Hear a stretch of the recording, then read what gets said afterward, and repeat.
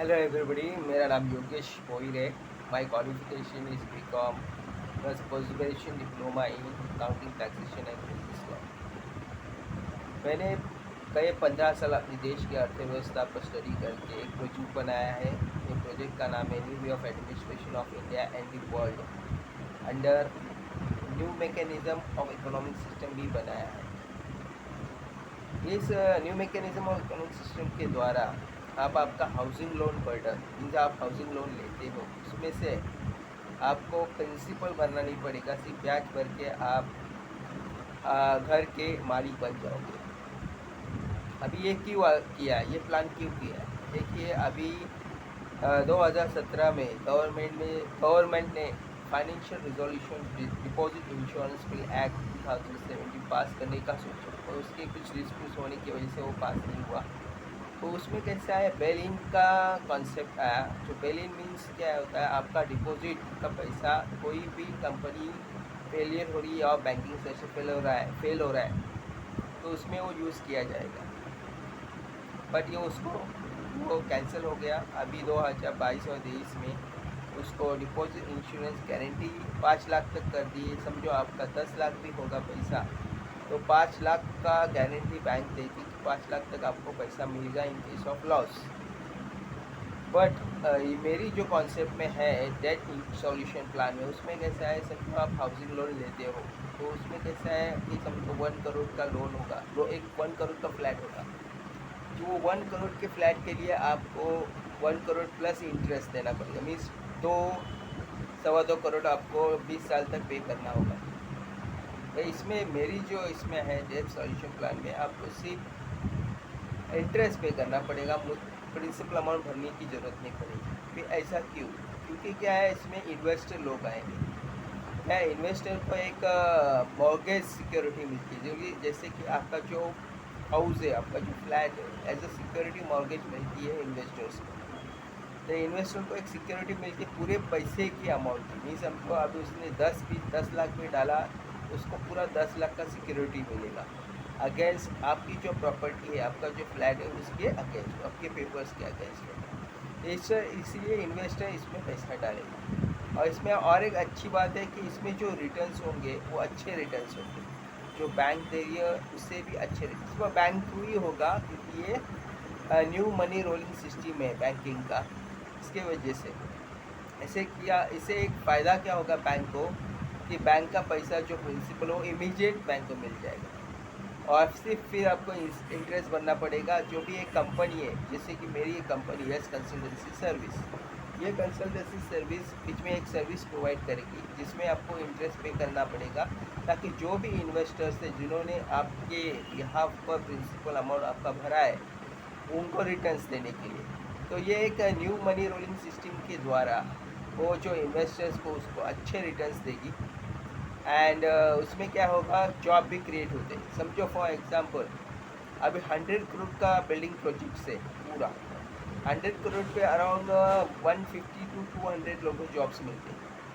For example 100 लोगों को jobs मिलती है और सैलरी रहेगी 2 लैक्स पर एनम। इसमें जॉब्स भी क्रिएट होते हैं। फिर 20 साल तक जो प्रोजेक्ट चलता रहेगा, आपका जो भी इंटरेस्ट आप पे करते रहोगे उसमें कैसा है कि एम्प्लॉयमेंट के लिए भी जाएगा पैसा, कुछ पैसा रिटर्न्स देने के लिए भी जाएगा। और रिटर्न्स देने के लिए आपका जो नया सिस्टम है, new mechanism of economic system, जैसे विद बैंक, जैसे new money rolling system in banking sector.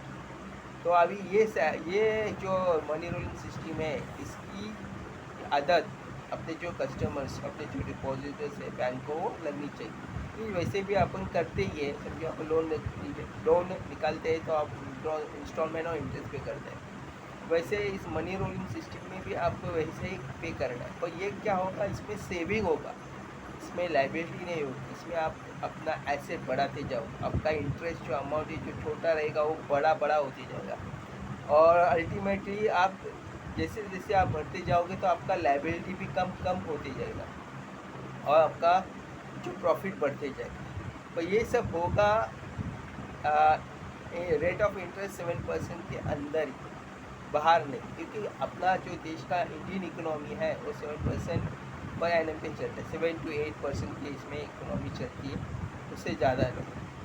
इसके अंदर अपन ये सब काम कर रहे हैं और बैंकिंग सिस्टम के अंदर इसको बिठाया है ताकि लोगों का अच्छा बेनिफिट हो, लोगों को बर्डन ना हो, सेफ्टी क्रिएट हो, एम्प्लॉयमेंट क्रिएशन हो, और एम्प्लॉयमेंट क्रिएशन से जो सरकार पे बर्डन ना आए, वो सारी चीज़ें इसमें बिठा के रखी, सरकार पे, लोगों पे या कंपनीज पे। और बैंकिंग सेक्टर भी अपना मजबूत हो जाए। अपना बैंकिंग सेक्टर मजबूत होगा तो आपको रिटर्न्स अच्छे मिलेंगे, और अगर बैंकिंग सेक्टर मजबूत नहीं रहेगा तो आपका लॉस है। फिर आप कुछ नहीं कर सकते कि इतना बैंक खत्म होगा तो आप खत्म, ये आपका पैसा गया सब कुछ, देयर इज़ नो सिक्योरिटी, कुछ नहीं रहेगा। इसलिए ये नया सिस्टम है, इसे बोलते हैं new mechanism of economic system through banking sector. Banking through ही होगा, आपको अच्छे रिटर्न्स मिलेंगे। रिटर्न्स अराउंड 20-25 टाइम्स रिटर्न्स होगी। जो भी समझो 1 लाख रुपया आपने डिपॉजिट एज ए इन्वेस्ट किया है तो आपका 25 लाख तक रिटर्न्स होगा 25 साल में। 10 साल तक आप करेंगे तो 3 लाख रुपया होगा, और 15 साल रहेंगे तो 9 टाइम्स होएगा। 20 साल रखेंगे तो 20 टाइम्स होगा, जो 1 लाख 20 लाख बैंकिंग में ही होगा। आपका पैसे आपके अकाउंट में ही होगा, आपके नाम का ही एफडी होगा, आपका नाम पे ही इंटरेस्ट क्रेडिट होगा, सब वैसे ही होगा। सिर्फ आपको ये फॉलो करना चाहिए new mechanism of economic system. इसका ये बहुत अच्छा बेनिफिट, जैसे हाउसिंग लोन है, जैसे बिजनेस लोन है, जैसे मॉर्गेज लोन है, जैसे आप गाड़ी के लिए मीन्स फॉर व्हीकल के लिए आप लोन लेते हो, उसमें भी प्रिंसिपल हम भरना नहीं पड़ेगा, आपको सिर्फ इंटरेस्ट भरना। तो उसका एक टर्म है मीन्स 7 years to 20-25 years का टर्म। इससे इसके नीचे जो टर्म है 5 years का, उसमें रिटर्न अच्छा नहीं मिलता है और होता नहीं है। बस 7 years एंड अबव का जो भी टर्म्स लेंगे तो उसके आगे अच्छा रिटर्न्स मिलता है।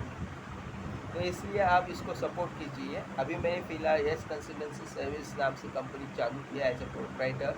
इसमें फ़िलहाल मैंने इन्फ्लेशन मैनेजमेंट सर्विस चालू की है, उसमें हाउसिंग लोन बर्डन कम करना है, वो हिसाब से वो भी प्लान चालू किया है। इन्फ्लेशन मैनेजमेंट सॉल्यूशन किया है, जो भी आपका खर्चा है वो वापस आपके अकाउंट में कैसा क्रेडिट होगा वो भी चालू किया है। अभी रिसेशन है जो कॉर्पोरेट लेवल का प्लान है, जिसमें कंपनीज और एम्प्लॉयज़ के बीच में होगा, जिससे कि in case of any recession take place, वो टाइम पे ये चीज़ बहुत काम में आएगी। क्योंकि जो भी एक्सेस, जो भी एडिशनल जो बर्डन होता है इन case of increment of salary of employees, तब जो एम्प्लॉयर है उस पर ज़्यादा बर्डन आता है, क्योंकि जो हर साल उनको इंक्रीमेंट एज पर इन्फ्लेशन देना पड़ता है, उसको सॉर्ट आउट किया गया है रिसेशन सॉल्यूशन प्लान में। तो इसे आप सपोर्ट कीजिए मुझे, और मैं अभी हाल ही स्टार्ट कर चुका हूँ इन्फ्लेशन मैनेजमेंट सॉल्यूशन प्लान। इसमें आप सपोर्ट कीजिए, हर इंडिविजुअल इसको सपोर्ट किया तो अच्छा खासा आपका जो भी खर्चा है, जो भी आप एक्सपेंडिचर करते हो, वो वापस आपके साइमल्टेनियसली आपके बैंक अकाउंट में क्रेडिट होगा। Thank you.